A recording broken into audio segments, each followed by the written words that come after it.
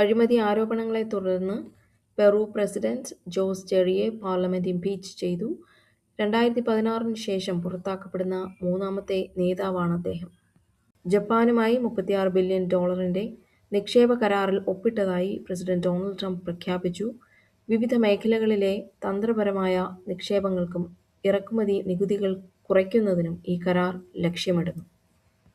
അർജന്റീനയിലെ സാമ്പത്തിക പ്രതിസന്ധി അതീവ രൂക്ഷമായി തുടരുകയാണ്. അടിസ്ഥാന ആവശ്യങ്ങൾക്കായി ദശലക്ഷക്കണക്കിന് ആളുകൾ കഷ്ടപ്പെടുമ്പോൾ പല കുടുംബങ്ങളും ഭക്ഷണത്തിനായി പോലും ലോണുകൾ എടുക്കേണ്ട അവസ്ഥയിലാണ്. നാണയപ്പെരുപ്പവും കറൻസിയുടെ മൂല്യത്തകർച്ചയും വർഷങ്ങളായി വേട്ടയാടുന്ന രാജ്യത്ത് സാധാരണക്കാരായ കുടുംബങ്ങൾക്ക് ദൈനംദിന ജീവിതം വലിയൊരു സാമ്പത്തിക വെല്ലുവിളിയായി മാറിയിരിക്കുന്നു. നേവിയുടെ നവീകരണത്തിന് വേഗത കൂട്ടുന്നതിന്റെ ഭാഗമായി ആണവ അന്തർവാഹിനികൾ ഉൾപ്പെടെയുള്ള നൂതന സബ്മറൈൻസ് നിർമ്മാണം ചൈന വൻതോതിൽ വർദ്ധിപ്പിക്കുകയാണ്.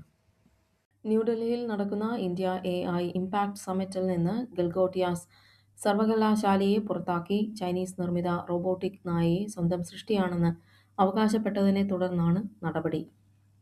10 സംസ്ഥാനങ്ങളിലെ 37 രാജ്യസഭാ സീറ്റുകളിലേക്കുള്ള തിരഞ്ഞെടുപ്പ് മാർച്ച് 16 നടക്കുമെന്ന് കേന്ദ്ര തിരഞ്ഞെടുപ്പ് കമ്മീഷൻ അറിയിച്ചു. സിന്ധു നദീജല കരാർ മരവിപ്പിച്ച പശ്ചാത്തലത്തിൽ ജമ്മു കശ്മീർ സർക്കാർ പുതിയ ജലപരിപാലന പദ്ധതികൾ ആവിഷ്കരിക്കുന്നു. ഇന്ത്യയും ഫ്രാൻസും തമ്മിലുള്ള ബന്ധം സ്പെഷ്യൽ ഗ്ലോബൽ സ്ട്രാറ്റജിക് പാർട്ണർഷിപ്പ് എന്ന നിലയിലേക്ക് ഉയർത്തി. റാഫേൽ യുദ്ധവിമാനങ്ങളുടെ തദ്ദേശീയ ഉൽപ്പാദനത്തെക്കുറിച്ച് ഇരു രാജ്യങ്ങളും ചർച്ച ചെയ്തു. ഗ്രാഫീൻ ഗവേഷണത്തിന്റെ ആഗോള കേന്ദ്രമായി മാറാൻ ലക്ഷ്യമിട്ട് ഇന്ത്യയിലെ ആദ്യത്തെ ഗ്രാഫീൻ നയത്തിന് കേരള സർക്കാർ അംഗീകാരം നൽകി. സൽമാൻ ഖാന്റെ ഫാദറും പ്രശസ്ത തിരക്കഥാകൃത്തും നടനുമായ സലിം ഖാനെ ചെറിയ മസ്തിഷ്ക രക്തസ്രാവത്തെ തുടർന്ന് മുംബൈയിലെ ലീലാവതി ആശുപത്രിയിൽ പ്രവേശിപ്പിച്ചു. നിലവിൽ അദ്ദേഹത്തിന്റെ ആരോഗ്യനില തൃപ്തികരമാണ്. എയ്ഡഡ് സ്കൂളുകളിലെ ഏകദേശം 20,000 അധ്യാപകരെ സ്ഥിരപ്പെടുത്താൻ സംസ്ഥാന സർക്കാർ തീരുമാനിച്ചു.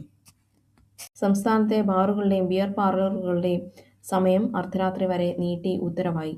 5 സ്റ്റാർ ഹോട്ടലുകൾക്ക് അധിക ഫീസ് അടച്ചാൽ പുലർച്ചെ 3 മണി വരെ പ്രവർത്തിക്കാം. എഞ്ചിനീയറിംഗ് പ്രവേശന പരീക്ഷയിൽ ഇനി തമിഴ്നാട് മാതൃകയിലുള്ള നോർമലൈസേഷൻ രീതി നടപ്പിലാക്കും. പ്രവേശന പരീക്ഷാ മാർക്കിനും +2 മാർക്കിനും 50:50 എന്ന അനുപാതത്തിലായിരിക്കും വെയിറ്റേജ്.